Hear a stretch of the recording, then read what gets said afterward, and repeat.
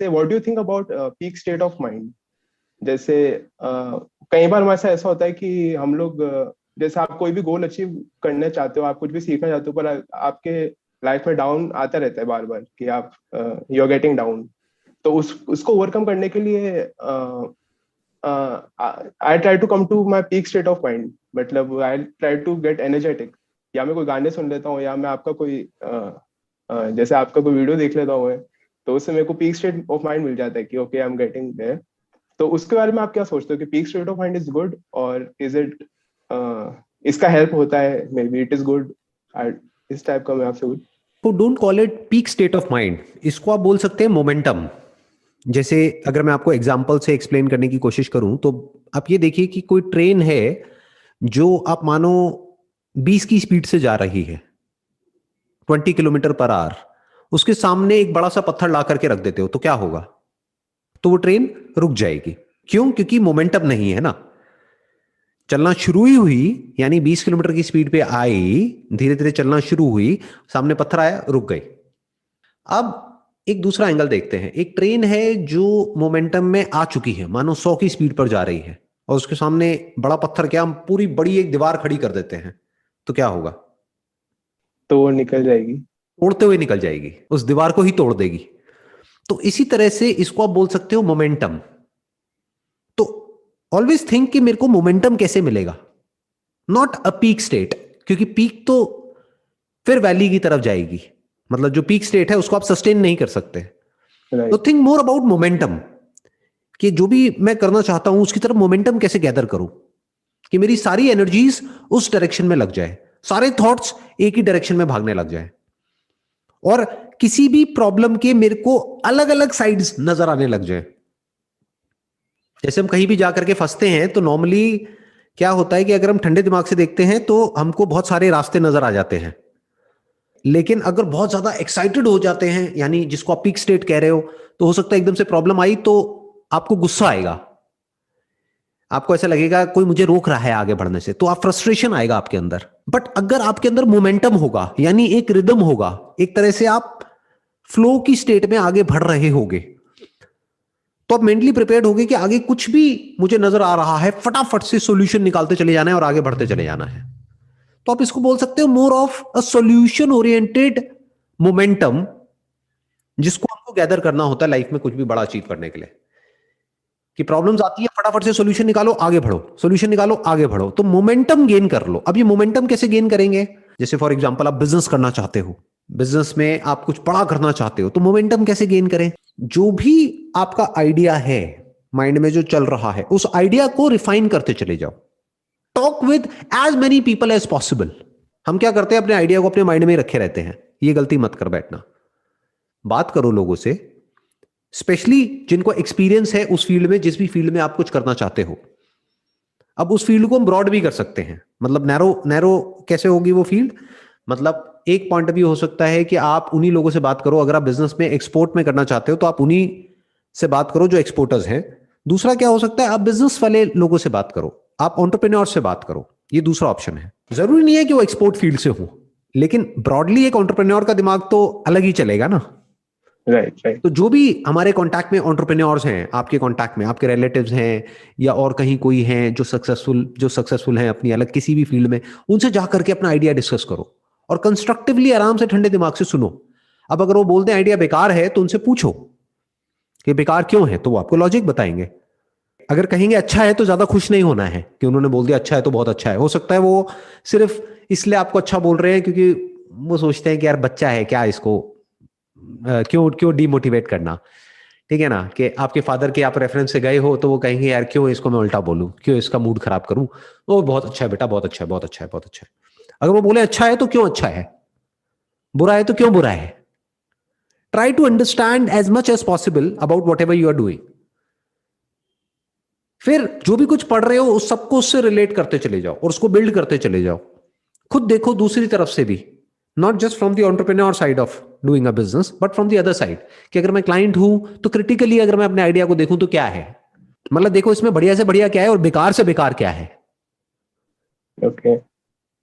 कि मैं क्यों इस आइडिया को यानी इस प्रोडक्ट को सर्विस को बाय नहीं करूंगा, उसके रीजंस लिख दो पेपर के ऊपर। क्यों बाय करूंगा वो भी लिख दो। अब दिमाग दौड़ाओ इसको कैसे चेंज किया जा सके, कि इन सवालों के क्या जवाब होंगे आपके पास, पहले से सोच लो, लोगों से डिस्कस करो, डरो मत, मतलब उससे रेजिस्टेंस से डरो मत। आपको एक बहुत बड़ा सीक्रेट बताता हूं लाइफ का, मतलब क्या होता है जैसे ही हम कुछ भी अलग करते हैं ना, अलग मतलब क्या, अपने कंफर्ट जोन से बाहर कुछ करते हैं, या दुनिया में जो भी कुछ लोग कर रहे हैं उससे अलग करते हैं, या जो भी आपका फैमिली बैकग्राउंड है उसमें आज तक जिस तरह से काम होता आया है उससे अलग तरीके से कुछ आप करने की कोशिश करते हो, तो क्या होता है, हमको मिलता है रेजिस्टेंस, अंदर से भी और बाहर से भी। मतलब अंदर भी आपके कॉन्फ्लिक्ट होगा, एक रेजिस्टेंस आएगा, बार बार वो कंफर्ट जोन आपको याद आएगा, जो पहले करते थे वो याद आएगा, बार बार माइंड कंफ्यूज होगा, एक अंदर से रेजिस्टेंस आएगा, वो आपको रोकेगा आगे बढ़ने से। जो मैंने अभी ट्रेन का एग्जांपल दिया था ना, वो 100 की स्पीड तक ट्रेन को जाने ही नहीं देगा, प्लस बाहर से भी रेजिस्टेंस आएगा। अब इस रेजिस्टेंस को फ्यूल बना लो, इस रेजिस्टेंस को रेजिस्टेंस की तरह मत देखो, इसको फ्यूल बनाओ, इसको फीडबैक की तरह देखो, make it a feedback loop, कि कोई भी कुछ भी बोल रहा है उसको अपने उसमें इंजन में डालते चले जाओ और स्पीड बढ़ाते चले जाओ, स्पीड कम नहीं करना है। यानी किसी ने अच्छा बोल दिया तो एक्साइटेड नहीं होना है, किसी ने बुरा बोल दिया तो परेशान नहीं होना है, उसके एंड तक जाना है, उसके कॉज तक जाना है, और डीपली समझ लेना है कि मैं क्या कर रहा हूं, क्यों कर रहा हूं, इसकी वजह से क्या होने वाला है, अभी क्या होने वाला है, आने वाले टाइम में क्या होने वाला है, और प्लस छोटे से छोटे लेवल से मैं इसको शुरू कैसे कर सकता हूं। मोस्ट इंपॉर्टेंट, बिजनेस में जो हम सबसे बड़ी गलती करते हैं वो क्या है, प्लानिंग ही करते रह जाते हैं अपने माइंड में, कि जब ये आइडिया मेरा परफेक्ट हो जाएगा तब मैं करूंगा। That is not about gaining momentum, वो तो आप अपने माइंड में ही कुछ का कुछ ख्याली पुलाव पका रहे हो। जब ग्राउंड रियलिटी जब करने जाओगे तो देखोगे यहां तो कुछ और ही हो रहा है, तो लॉन्च इट, वेट मत करो, जो माइंड में आ रहा है उसको छोटे से छोटे लेवल पर लॉन्च कर दो फटाफट से। टारगेट होना चाहिए कि मेरे को अगले 15 दिन में लॉन्च करना है इसको, और फिर लॉन्च करके फिर देखना है कि क्या होता है क्या नहीं होता है। ऐसे नहीं बैठ करके अपने माइंड में कुछ भी सोचता चला जा रहा हूं। तो फिर लॉन्च करने के बाद में प्रॉब्लम्स आएंगी, उसको ठीक करो, फटाफट से मोमेंटम गेन करो, दिमाग दौड़ाओ कि मैं पहली सेल कैसे निकालूं। इस तरह से आगे बढ़ना होता है। फिर क्या होता है, एक स्टेट ऐसी आ जाती है जब पूरी आपकी सारी एनर्जी, सारा कुछ एक ही डायरेक्शन में भागने लग जाता है, फिर वो जो आपका आइडिया है वो बड़ा होने लग जाता है। एक और क्वेश्चन मुझे था कि मैंने आपके काफी सारे वीडियोस देखे थे, उसमें आपने बताया था कि जो क्वेश्चनिंग होती है, क्वेश्चनिंग इज इंटेलिजेंस बेसिकली।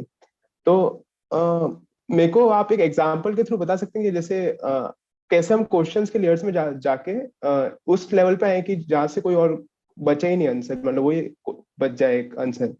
तो वो कैसे मतलब किया जाता है, मेरे को जैसे समझ नहीं आता कि कोई सोल्यूशन जैसे मुझे पता करना है, कोई मेरे प्रॉब्लम आ गई हो। बेसिकली तो मैं तो क्वेश्चन पूछना मेरी आदत है ही नहीं माइंड में, कि मैं क्वेश्चन पूछता नहीं ज्यादा, मैं बस जैसे मुझे करना है तो ठीक है, इट्स अ गुड आइडिया, ये कर लेंगे, पर इतना डीप में जाके मैं सोचता नहीं हूँ। तो क्वेश्चनिंग मेरे को बेसिकली वो पता करना है, कैसे हम क्वेश्चनिंग कर सकते हैं और कैसे उसके नीचे मतलब डीप में जाके हम लोग कैसे क्लैरिटी ला सकते हैं।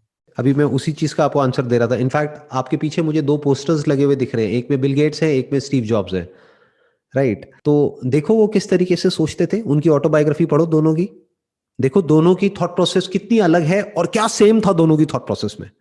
ऊपर ऊपर से देखोगे तो बिल्कुल अलग है, फंडामेंटली देखोगे तो सेम है।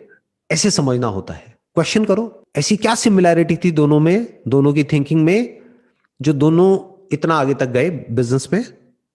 दोनों ने अपने अपने तरीके से दुनिया को मैसिवली इंपैक्ट किया और मैसिवली चेंज किया, और दोनों में क्या अलग था, अब उससे आप क्या सीख सकते हो। यानी जो दोनों में कॉमन था वो आप अपने अंदर डेवलप करो, और जो दोनों में अलग अलग था उसमें से जो अच्छा है वो ले लो, जो बुरा है उसको छोड़ दो। जैसे अगर स्टीव जॉब्स की बात करी जाए जो आपके पीछे हैं, he was very very particular about design, to keep things simple. He was an excellent marketer. Right. And Bill Gates की बात करी जाए, he was an extraordinary product developer, software as product, इस कॉन्सेप्ट को शुरू करने वाले ही वही थे पूरे वर्ल्ड में। तो सोचो कि जब ये सब कुछ नहीं था तब उन्होंने कैसे देख लिया इतना कुछ। दोनों की ही विजन शुरू से ही क्लियर थी, दोनों की स्टोरीज काफी हद तक मिलती जुलती मिलेंगी। अंडरग्रेड लेवल से ही दोनों ने शुरू कर दिया था, दोनों एक दूसरे से अलग थे, लेकिन एंड गोल अगर देखा जाए तो both were billionaires, both became billionaires, एक ही जगह पे जाकर के मिले। तो इस तरह से आप इनसे काफी कुछ सीख सकते हो। इस तरह से क्वेश्चनिंग करनी होती है, मतलब सही क्वेश्चनिंग करनी होती है, अपने आप से सही तरह के क्वेश्चंस पूछने होते हैं। जैसे जो भी आप करना चाहते हो उसमें उस बिजनेस से रिलेटेड क्वेश्चंस पूछने होते हैं कि मैंने किया, मुझे रिजल्ट नहीं मिल रहा, तो क्यों नहीं मिल रहा। आप कह रहे हो ना मेरी आदत नहीं है ज्यादा क्वेश्चंस पूछने की, मेरी आदत है कर देने की, तो करो, ये अच्छी आदत है, ये बुरी नहीं है। आपने किया, क्योंकि बहुत सारे लोग होते हैं वो क्वेश्चंस ही पूछते रहते हैं, कुछ करते ही नहीं है, उनका क्या फायदा है। वो तो इंटेलेक्चुअल स्टिमुलेशन हो गया ना। तो आपके माइंड में जो भी आ रहा है उसको कर दो प्रैक्टिकली, छोटे से छोटे लेवल पे। आपने किया, फिर या तो रिजल्ट अच्छा आया या नहीं आया। अच्छा आया तो अपने आप से क्वेश्चन पूछो क्या सही हुआ जिसकी वजह से अच्छा रिजल्ट आया, उसको और करो, उसको और अच्छे तरीके से करो, उसको और इंप्रूव करो। अगर रिजल्ट नहीं आया तो अपने आप से क्वेश्चन पूछो क्या गड़बड़ हुई है। स्पेशली जो भी आप करना चाहते हो उस फील्ड में जो ऑलरेडी सक्सेसफुल है, अपने आप से क्वेश्चन पूछो वो ऐसा क्या कर रहे हैं, उन्होंने क्या किया। बारीकी से उनकी एक एक स्टेप को ऑब्जर्व करो। मान लो उनको 20 साल हो गए हैं वो करते हुए जो आप करना चाहते हो, तो 20 साल पहले से लेकर के अभी तक उन्होंने स्टेप बाय स्टेप क्या क्या किया, कैसे कैसे किया, क्या क्या उनके टर्निंग पॉइंट्स थे, उसको आराम से ऑब्जर्व करो, आराम से समझने की कोशिश करो कि जो भी आपका मार्केट लीडर है, जिस भी डोमेन में आप जा रहे हो, उसमें ऐसा क्या है, क्या थॉट प्रोसेस है उनकी। तो उसको कॉपी नहीं करना है, क्योंकि उसको कॉपी किया तो आप हमेशा उनको पकड़ने का गेम खेलते रहोगे और वो आपसे बहुत आगे हैं। अब देखो कि जो भी वो कर रहे हैं बहुत बढ़िया कर रहे हैं, तभी टॉप पे बैठे हैं, बट कहीं ना कहीं कोई गैप बचा हुआ है। मार्केट में गैप ढूंढना होता है ना, तो गैप आपको नजर आना चाहिए कि ये गैप है, उस गैप को फिल कर दो, हो गया काम। बट गैप तक पहुंचोगे कैसे, जब क्वेश्चन पूछोगे कि उन्होंने क्या किया, क्या मार्केट कैप्चर कर लिया, तब आपको नजर आएगा अच्छा ये वाला मार्केट तो पूरा उन्होंने कैप्चर कर लिया है, बट यहां पर तो बहुत बड़ा गैप है, इसकी नीड बहुत ज्यादा है लेकिन सप्लायर कोई भी नहीं है पूरे वर्ल्ड में, let me fill this gap. इस तरह से फिर आप मोमेंटम गेन करते चले जाते हो।